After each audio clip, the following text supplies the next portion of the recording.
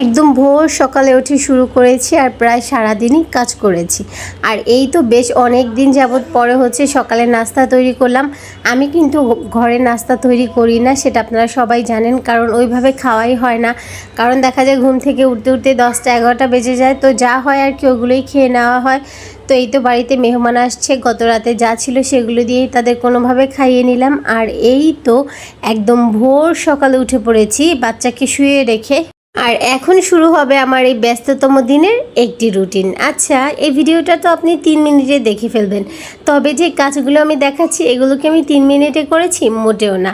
অন্যের 3 মিনিটের ভিডিও দেখে কাউকে কখনো জাজ করবেন না, কারণ যেটা হচ্ছে আমাদের বেস্ট হয় সেটাই আপনাদের সাথে শেয়ার করার ট্রাই করি, যাতে আপনারাও এর থেকে কিছু হচ্ছে আইডিয়া নিয়ে নিজের লাইফটাকে সহজ করতে পারেন। আসলে ব্লগ ভিডিও করার মানেই কিন্তু এগুলো। আর এই তো সেদিন আপনারা ভিডিওতে দেখেছিলেন যে আপনাদের ভাইয়াকে পোলাওয়ের সাথে করলা ভাজি খাওয়াচ্ছি, আর আজকে পোলাওয়ের সাথে শাক খাওয়াবো।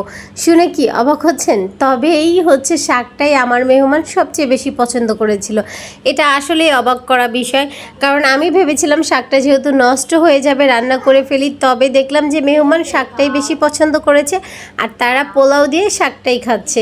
আসলে বলা যায় না কখন কার মুখে কোন খাবারটা ভালো লাগে, সেটা যে কোনো খাবারই হতে পারে। অনেক সময় দেখা যায় 20 টাকার একটু ভর্তাতে যেই তৃপ্তি পাওয়া যাবেন, আপনি 2000 টাকা দিয়ে ভালো কোনো খাবার খেলেও সেই তৃপ্তি পাবেন না। এটা হতেই পারে, যাক কোনো ব্যাপার না। এইদিকে দেখতে দেখতে তো আমার সকালের নাস্তা একদম রেডি করা হয়ে গেছে। ওই যে বললাম যে কত মাস পরে আমি সকালের নাস্তা বানিয়েছি, সেটা আমার কোনো আইডিয়া নেই, কারণ সকালের নাস্তা বানানো হয় না।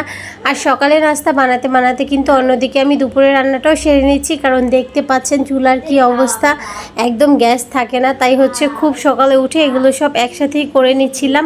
আর এই তো এইদিকে আমি মাছ মাংস সবগুলো ক্লিন করে নিব আর একে একে সব রান্নাগুলো সেরে ফেলবো।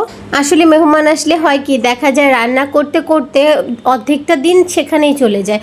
তারপর হচ্ছে মেহমানদেরকে কোনো সময় দেওয়া হয় না, তাদের সাথে একটু গল্পগুজব বা আড্ডা কোনোটাই করা হয়ে ওঠে না। আর এই জন্যই ট্রাই করবেন মেহমান আসার আগে এই কাজগুলো একটু গুছিয়ে রাখতে পারলে ভালো হয়। তবে কেউ যদি হুটহাট চলে আসে না বলে, সেটা কিন্তু আলাদা বিষয়, যেমনটা আমার ক্ষেত্রে হয়েছে। হুটহাট করে চলে আসাতে, বলে না আসাতে কিন্তু এইরকম সমস্যাটাই হয়। আর যেহেতু গ্যাসের প্রচণ্ড প্রবলেম, তাই চাইলেও যখন তখন হুটহাট করে কাজ করা যায় না। আর এই তো হচ্ছে সেই প্রবলেম নিয়েই আমরা চলছি।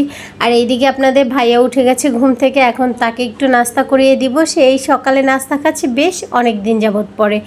আর তারপরে তো আমার রান্না চলছেই, কারণ নাস্তার সাথে সাথে সব রান্না ঠিক করে ফেলছি। আর এই দিকে দেখুন নতুন নতুন খেলনার বাহার, মানে তার যে কত খেলনা হয়েছে সেটা আমার ঘরে রাখার মতো জায়গা নেই, এত পরিমাণে খেলনা সব জায়গাতে ছড়িয়ে ছিটিয়েই থাকে। আর সো ফাইনালি এই দেখতে দেখতে আমার রান্নাটাও কিন্তু অলমোস্ট কমপ্লিট হয়ে গেছে। আসলে মানুষ ঠিকই বলে মেহমান কিন্তু বরকত, তাই না? আসলেই বরকত। মেহমান আসলে যতটা ভালো খাবার খাওয়া হয়, ইউজুয়ালি আমরা ততটা ভালো খাবার কিন্তু খাই না। কেমন যেন একটা বরকত চলে আসে সব কিছুর মধ্যে। যাই হোক, সব কিছুর জন্য আলহামদুলিল্লাহ। আর এই তো ফাইনালি মোটামুটি আমার ছোট্ট একটু আয়োজনই ছিল। আমি কিন্তু অনেক কিছু রান্না করেছি, সেটা আমি বলিনি, তবে আমি সকাল থেকে সারাদিনের রুটিনটা আপনাদের সাথে জাস্ট শেয়ার করেছি। আর এই তো আমার সব রান্না কমপ্লিট, এখন আমি টেবিলে খাবার দিয়ে দিব।